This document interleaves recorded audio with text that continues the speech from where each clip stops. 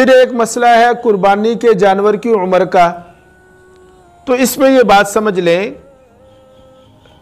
कि बकरा बकरी जो है वो कम से कम 1 साल का होना चाहिए। इसी तरह गाय बैल वगैरह जो हैं वो कम से कम 2 साल के होने चाहिए और ऊंट का 5 साल का होना ज़रूरी है।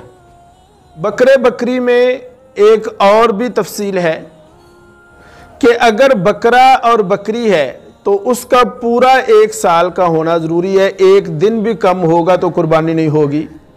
लेकिन अगर छतरा है या दुम्बा है और वो 6 माह का है और उसे साल के जानवरों में खड़ा किया जाए तो वो चलने फिरने से उनके बराबर ही लगे, उम्र कम हो लेकिन अपनी चाल ढाल से वो साल के जानवरों के बराबर लगे, तो छतरे में ये गुंजाइश है कि उसकी कुर्बानी हो जाएगी।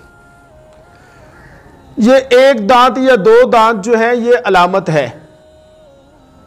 1 दांत या 2 दांत का होना जरूरी नहीं, उम्र का पूरा होना शर्त है। अलबत्ता 2 दांत तजर्बे से ये बात साबित हुई है कि आम तौर पर जब बकरा बकरी साल के हो जाते हैं तो उनके 2 दांत निकल आते हैं।